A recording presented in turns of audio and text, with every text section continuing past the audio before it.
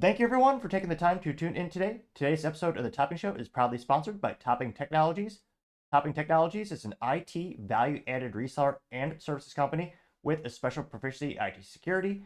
Heck, I see their founder at least twice a day. I say he's quite handsome and brilliant. He's me, you see, that's the joke. If you're an IT leader or a business owner, you can reach the team at sales@toppingtechnologies.com. Also, for the entire month of July, we're giving away a free 50 caliber musket or flintlock pistol with every IT purchase. Go to toppingtechnologies.com to learn more. Lastly, trying to get to 4,000 subscribers. So if you can click that button and tell your friends, I would greatly appreciate it. Now going over to the business part of the podcast, you have Porsche to kill the iconic 718 Cayman for an EV as governments continue to kill all of our fun for the attack on the ICE engine. This is heartbreaking for many reasons, including one, well, biased. I would love to have a Porsche one of these days, and granted, in terms of an affordable sports car, it's still stretching. It's expensive. They did increase their prices, but the Cayman started around, $90,000, which again is a lot of money, but for the value, it's a great value. I would argue, especially when you look at the 911, and those start, I think, 150 plus these days. And so it's a great quote unquote entry level Porsche you can get relative to the other portfolio products. And granted, it's a great mid engine vehicle. It's a great track toy, some might say. And one of the most magical experiences I've ever had was when my friends actually bought me one of those track experiences where I got to drive the Porsche Cayman GT3 RS or GT4 RS, I forget. It was ridiculously fun. It was awesome to say the least. And unfortunately, now it's, spoiler, being killed next year. They say, part of customers' preferences are shifting to EVs, which, as what would the Germans say? I'm not sure any funny German words to describe this perverse thing that's happening. Ridiculous. But look at where the customers are buying on average. They're looking for, hybrids. Again, it's average sports cars. No, absolutely not. But nevertheless, we'll go to the actual article with Car and Driver. This is from Jack Fitzgerald. He says, quote, Porsche will kill off the combustion 718 next year. And there's one of the nice pictures of the nice Porsche. And again, I'm a little bit of I love fun, unique car colors. You see this one's a little mix between pink and, pink and red right there.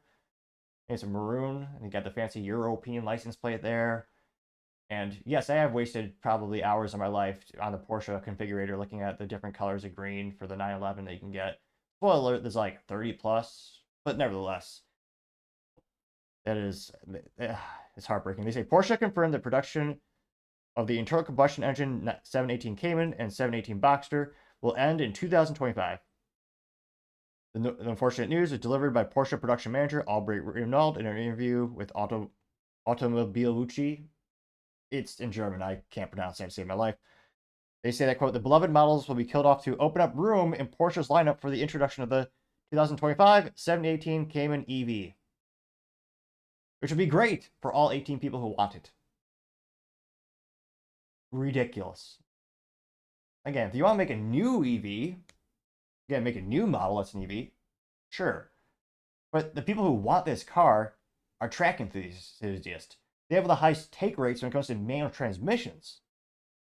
I mean, people want a fun toy that is actually moderately durable. An EV is trash, especially if you go to the track. Spoiler alert, there's not a lot of charging stations, partially because how inefficient they are with the current technology to charge the vehicle. Also, most of them do not have the liability insurance and fire suppression technology to actually handle those types of fires that can result from lithium-ion battery fires.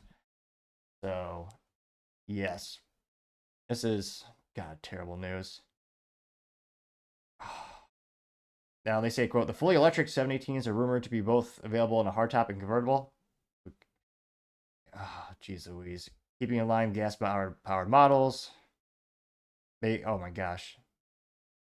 This Porsche executive, Remold, said he has driven the all-electric replacement and promised fans the fun of driving the 718 isn't going anywhere.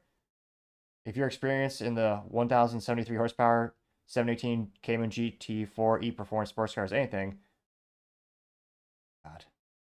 Apples to bastardize oranges, or perhaps a more apt metaphor would be what Germans eat. beer. Oh, they drink beer. Famous. And bratwurst. A bratwurst compared to a veggie bratwurst perhaps might be the most apt metaphor for this particular situation. Oh, there's a couple of pictures. See, there's an iconic one. Nice Cayman there. Which again, it was a great way to get it into the Porsche brand. Nice engine placement.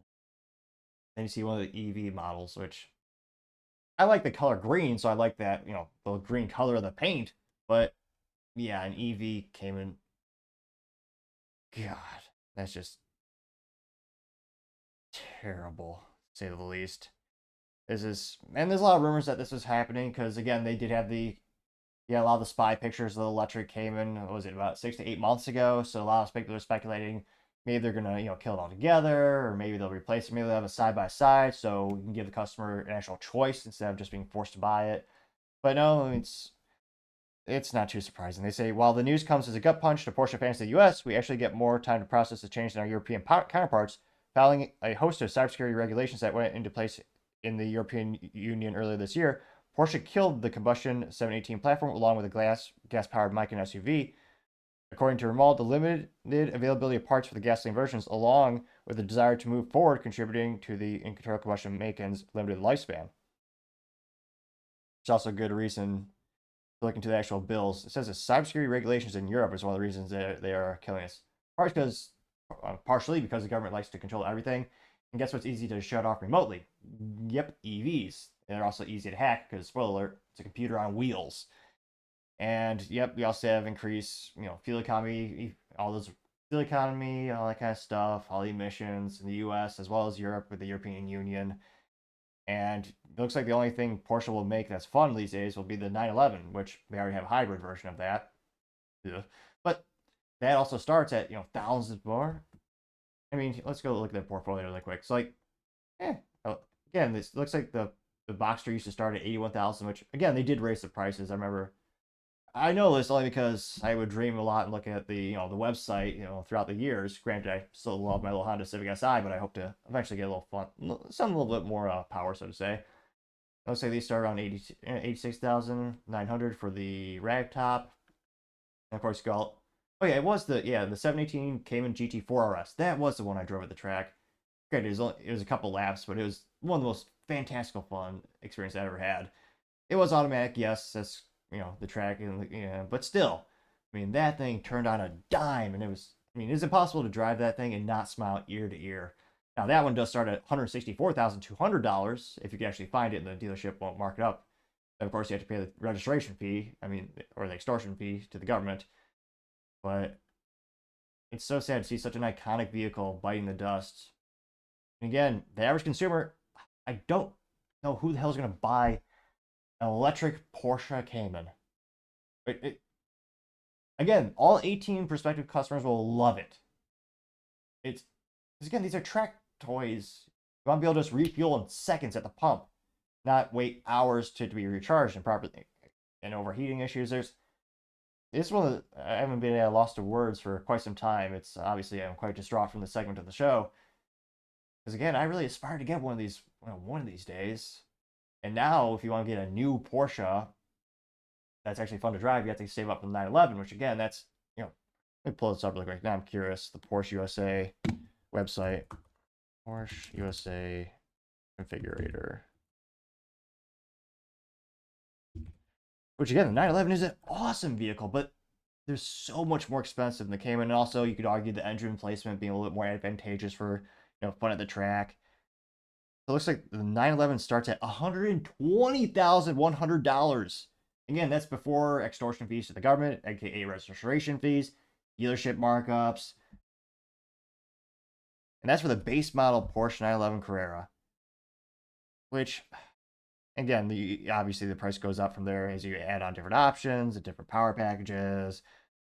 I mean, the 911 Turbo starts at $197,200. Which, geez Louise, that's a big amount of capital spent on a vehicle, which can't.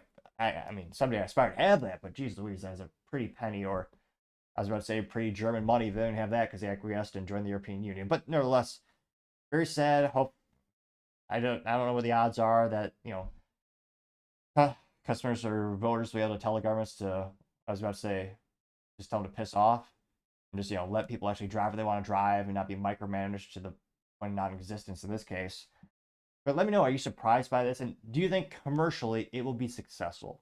There are a couple of companies that make, I almost threw up in my mouth, performance EVs. But again, if you want a track experience, it might come with new battery technology. Again, there's always that caveat with tech because new things could come right around the corner. Who knows? But with all the current infrastructure, all the current technology we have at the current moment, it's not feasible for a track toy. But let me know in the comments. As always, I'd be fascinated to hear what you have to say. Thank you, everyone, for taking the time to tune in. Again, trying to get to 4,000 subscribers by the end of the month. So if you could click that button, I would greatly appreciate it. Also, giving me a thumbs up, thumbs down, or comment is a great way to give me some additional feedback, letting me know how I can make the show better and better. Lastly, don't forget to take the time to tell your family, tell your friends, tell your coworkers, heck, tell your enemies, tell anyone and everyone. Just stay safe and fight the good fight.